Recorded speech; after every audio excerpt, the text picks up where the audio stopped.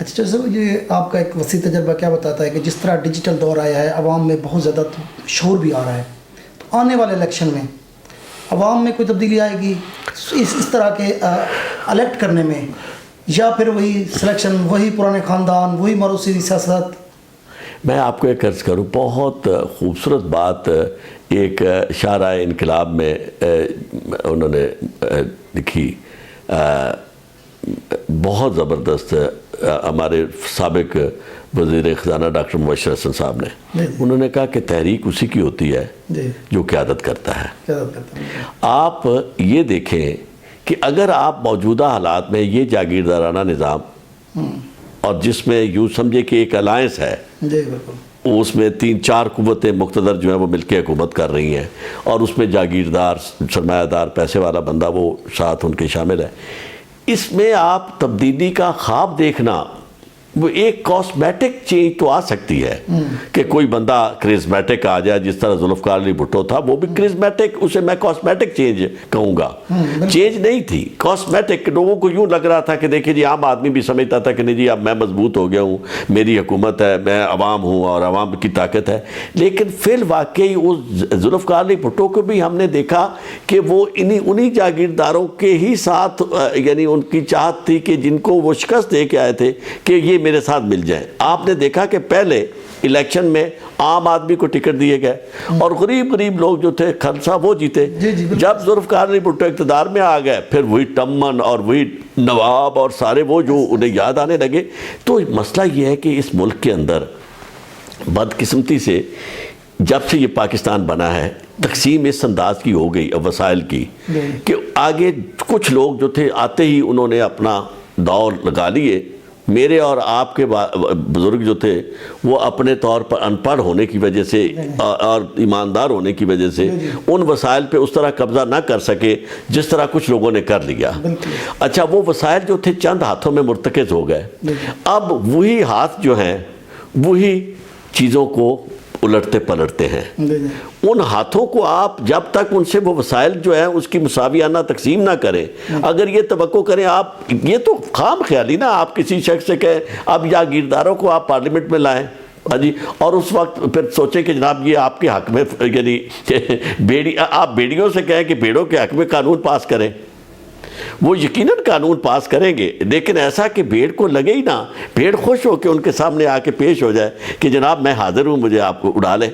تو اس لیے یہ تبدیلیاں کو نہیں، لیکن ادروائز میں یہ عرض کروں، اگر پولیٹیکلی آپ دیکھیں، اگر یہی حالات رہے تو یہ جو پارٹی ہے جس کا نام پی ٹی آئی ہے، وہ پنجابی کہندے تھا دھواں رواں اٹھ جائے گا۔ مجھے آپ دیکھیں کتنی ایک دلچسپ بات ہے کرل صاحب کہ انہیں ایک سپیس ملی۔ سپیس کیا ہے کہ پاکستان کے اندر یعنی وہ نون لیگ جو ہے وہ متحرک نہیں ہے، وہ اپنے معاملات سر نیما کر کے چلے گئے۔ اچھا، پیپلز پارٹی وہ اپنے کیسز میں لگی ہوئی ہے اور صرف کنفائنڈ ہے سندھ تک۔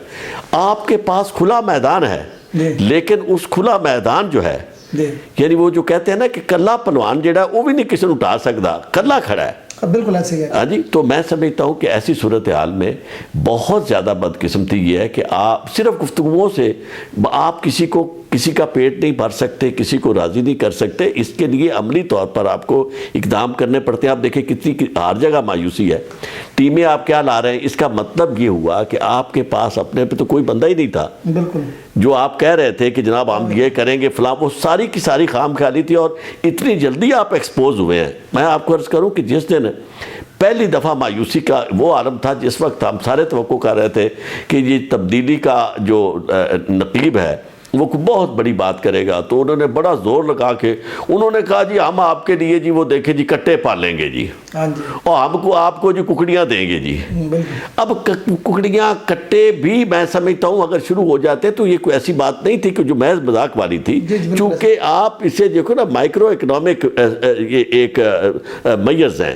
آپ چھوٹے آدمی کو مرغیاں پالنے کا کام دے دیں، وہ روزی کمانے لگ جائے گا، بکریاں پالے، بھیڑیں پالے، کوئی تو اسٹیٹ کسی چیز کی رسپانسبلٹی تو لے، اونرشپ تو لے۔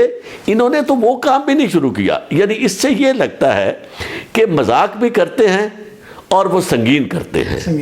یعنی اس کے ہی never means anything seriously. انہیں یہ پتہ ہے کہ شاید اسی طرح ہی لوگوں کے ساتھ اور وہ چلاکی کے ساتھ چل سکتا ہے. اور آہستہ آہستہ جو بات ایک اور میں آپ سے عرض کروں, جتنا لوگوں کو اب یہ ایکسپوز ہو رہا ہے نا کہ کیونکہ اگر تھوڑا سا اور وقت گزرا اور یہی چلن ان کے رہے تو لوگ اس کی گفتگو کو بالکل بے معنی اور بھی سمجھنے لگیں گے. کیونکہ بیسیکلی جو میرا تجزیہ ہے ان کے بارے میں وہ یہ ہے کہ یہ صرف کرکٹ ہیرو تھے, اور کرکٹ ہیرو جو ہے وہ صرف تعریف سننے کا کہ جی واہ واہ جی خان صاحب آپ نے جو آج چھکا مارا جی کمال کر دی جی, خان صاحب وہ دیکھو جی اڑا کے رکھ دیا جی آپ نے, گگلی ماری آپ نے. اب وہ چھکے اور گگلیاں جو ہے وہ تعریف سنتے سنتے آپ اگر اقتدار میں آ جائیں تو آپ کو وہی لوگ اچھے لگتے ہیں. اور آپ نے دیکھا کہ انڈر 19 ٹیم ان کے ساتھ کھیل رہی ہے جن کے ساتھ خان صاحب کھیل رہے ہیں. کتنے سنجیدہ سیاستدان ان کے اپنے الیکٹڈ جو پنجاب کے اندر موجود ہیں, جو آپ دیکھیں کہاں سے کہاں آپ چلے جائیں, لاہور سے لے کر اکاڑا تک, ساہیوال تک, آپ کو ایک یا دو بندے نظر آئیں گے جو ان کے الیکٹ ہوئے, اور وہ اور پرانے لوگ ہیں. جی بس سردار عالم نے کہی ہے بیٹھا ہے, پورے تجربے کے ساتھ بیٹھا ہے, کہیں انوالو نہیں کیا جا رہا. اسی طرح اور بہت سارے آپ ملتان کے آپ دیکھ لیں, جی ایسے ایسے سنجیدہ اور متین قسم کے لوگ ہیں جنہوں نے یعنی فارمر پرائم منسٹر کو شکست دی, وہ بھی بیٹھے ہیں. کسی کو یعنی آپ کے پاس ٹیم ہی وہ ہے جو آپ کے سامنے صرف جس طرح ماضی میں ہوتا تھا کہ سامنے کھڑے ہو کے جی سر جی کیا بات ہے, جی سر جی کیا بات ہے, وہ سر جی کیا بات والی جو ٹیم ہے اس کے ساتھ آپ چلیں گے تو یہ تو آپ کو چھوڑ کے پھر کسی اور کے پاس چلے جائیں گے. وہ بہت کئی دفعہ میں اس کا حوالہ دے چکا ہوں کہ ہمارے ایک دوست نے شعر کہا تھا کہ بے وفا آپ ہو نہیں سکتے, آپ نے وقت سے وفا کیا ہے. خان صاحب وہ تو وقت سے وفا کرنے والے ہیں, چھوڑ جائیں گے. تو اس طرح میں سمجھتا ہوں کہ خان صاحب کا مستقبل ان حالات میں مجھے نظر نہیں آتا. نہ کوئی پلاننگ ہے, نہ کوئی ایکشن ہے. آپ دیکھیں ایک چیز بڑی اکثر لوگ کہتے ہیں جی آپ کوئی تھوڑا سا وقت تو دیں. بھائی وقت دینے کو تو میری جاتا ہے, اصل ہوتا ہے کہ آپ اگر تھوڑا بھی ڈیلیور کر رہے ہو نا, لوگ کہتے ہیں کہ یار آج چلو کام اتنا ہوا ہے نا, یہ بندہ ہی مینز بزنس ڈائریکشن ہے, ہی از ویری سیریس. لیکن یہ ٹیم نہیں ہے, وقت نہیں ملا, بحران تھے, یہ تھا سب کچھ. لیکن بات یہ کہ آپ بزدار کو اگر بٹھا کے یہ مذاق کر رہے ہیں لوگوں کے ساتھ, پورا آپ دیکھیں ڈسٹرکٹ کا پتہ نہیں ہے پورے ہاں ڈسٹرکٹ کا کہاں ہے. اچھا اور پھر یہ ہے کہ میں ابھی چند دن پہلے مجھے وہاں موقع ملا گہری جانے کا پنجاب میں, تو اتفاق سے ایک چھوٹا سا کام تھا. یہ میں کوئی کسی جگہ گم شدگی کاغذات جو تھے نا اس کا گم شدگی کی اطلاع دینی تھی. یقین مجھے وہ کہتے ہیں نا مجھے لگ پتہ گیا اٹھانے میں نے او مائی گاڈ, میں وکلا والی یونیفارم پہنی ہوتی تو شاید اور بات ہوتی, عام تھی. میں جناب کھڑا ہوں, سلام بلا رہا ہوں, جواب نہیں دے رہے. اور جس شخص نے وہ گم شدگی کی رپورٹ لکھنی تھی نا, وہ ایسے سمجھے جیسے اس کی ماں مر گئی. اسے اتنی تکلیف ہو رہی تھی کہ جی میں کیا کر رہا ہوں. جی میں نے اسے کہا کہ یار تم نوجوان آدمی ہو, ابھی تمہارے چہرے کی یہ حالت ہے, ایک دو لفظی رپورٹ لکھنے میں آپ کو اتنی تکلیف ہو رہی صرف اس لیے کہ میں پیسے نہیں دے رہا تھا. تو اس لیے میں سمجھتا ہوں کہ نہ رشوت کم ہوئی ہے, نہ کسی بھی لحاظ سے بدامنی کم ہوئی ہے. آپ دیکھیں جتنا اب پنجاب کے اندر, آپ مرکز کے اندر قانون کی کیا رہے گی بات. اور دیکھیں بڑی میں آپ کو جس کا جواب شاید ان کے پاس نہ ہو, باقی چھوڑ دیں. آپ یہاں اس میں بیٹھے ہیں مرکز میں, گورنمنٹ فیڈرل گورنمنٹ کی ہے نا, یہ فیڈرل گورنمنٹ جو ہے براہ راست حکومت کر رہی ہے کیپٹل پہ, کیپٹل ٹیریٹری پہ, آئی سی ٹی پہ. آپ نے اتنا گند کبھی نہیں دیکھا تھا. اس یعنی آپ لکھا نعرہ کیا ہے, اسلام آباد دی بیوٹیفل سٹی.